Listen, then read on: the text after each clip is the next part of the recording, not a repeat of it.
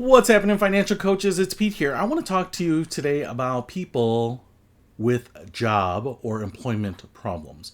So, this can be kind of splitting hairs sometimes, but there are a lot of people out there that obviously need work. There are probably going to be in the near future economic downturn or a recession or down cycle or whatever it might be, people that are unemployed for extended periods of time looking to get back in the workforce. What I wanted to bring up here is the idea of using a referral to a career coach. And I bring this up because a lot of financial coaches think that they can do what career or job placement coaches or job experts can do.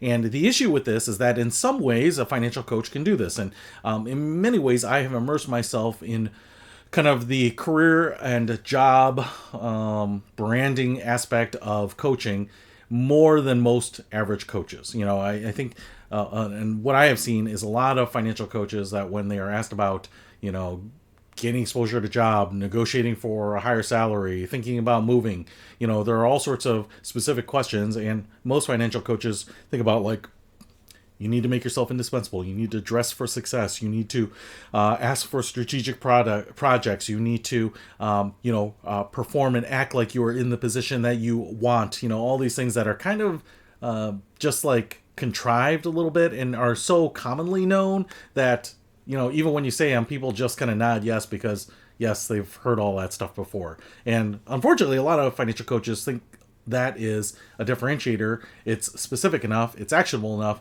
and helpful and unique enough that they should bring it up. And in most cases, people are just going to roll their eyes. It's kind of like saying, you should cut out coffee and that will make you financially stable, right? It's just something that everyone says, fill up your tires to get better gas mileage, whatever it is. So my issue with this is that if you think that someone is at that career stage where they don't know some of those things, then that can help. If someone is trying to go from an hourly employee to a salaried employee, if they're trying to go from non-exempt to exempt or something like this, and this is kind of a big stage, and you what do they have to think about, and what are the questions they should ask, and how should they prepare for that? Yes, a financial coach might be able to provide some guidance.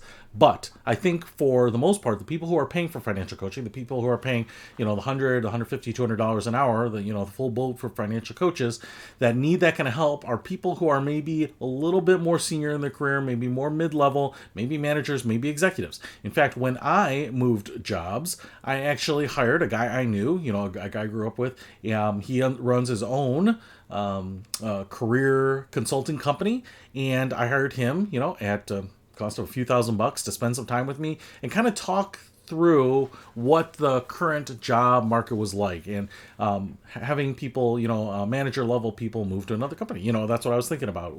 Would I go from the company that I was at in product development and go to another company, and just the things that I had to think about. And we talked about everything from the negotiation of salary and where that goes, and what questions are legal and not legal for employers to ask, what I should and should not volunteer. If you are thinking about getting married or taking time off or having a kid and maybe needing maternity or paternity leave, right? Are those things that you should leave out? It could or could not, may or may not hurt you or help you, but you're not obligated in many cases to give that. And in some cases, in my state, you're not obligated to disclose what you are making, your salary, your compensation. So there's all these things, all this detailed nuance to it that career experts can give you advice on.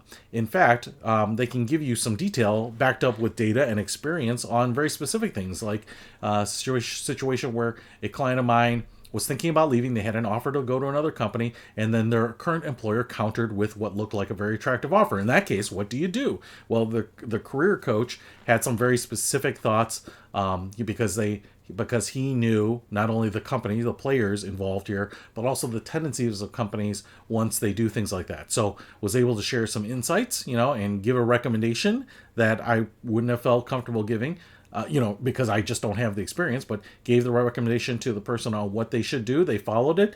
Everything turned out well. Maybe it would have turned out well if they had done the opposite, but things turned out well. They were very, very happy. Something like a 40% salary increase was booked at that time, and the work-life balance was so much better too. So what I'm saying here is that there may be some places that you can help, and if people are looking at some simplistic things, you may have the experience. Maybe you have a background as an HR expert or something like that where you can give more specific advice. But there are people out there, experts that charge a decent amount of money, some that are doing their work for free, maybe they run their own company, maybe they're building their own YouTube channel with really great experience, knowledge, and data to give people some really good actionable steps on advancing their career, moving to the next step, maybe moving companies, all that stuff. So don't be afraid if you think that your person, maybe you are working with an executive who is in a job situation, a role, and responsibilities level that you were never in, and you just can't give them firsthand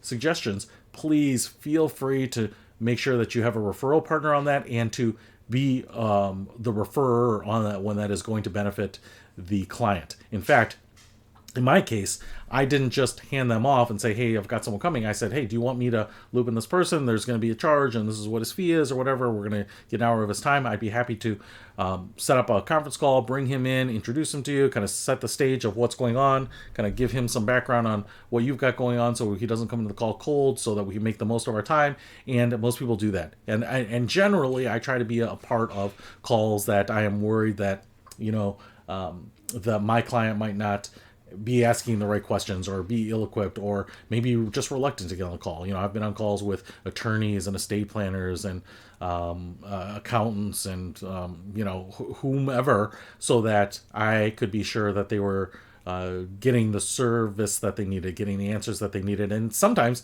I've just been silent on those calls too, and still getting paid for them. But sometimes I haven't had to do anything. But sometimes it's just kind of a little bit of a mental blanket, kind of some mental comfort for the people that know you, trust you, have a relationship with you. When they are being introduced to someone else who they are opening up to, it's sometimes easier to help to be on that call with them. So just my thoughts. A good career expert and career coach, I think, is a really great tool to have in your pocket. So that's it. See you later.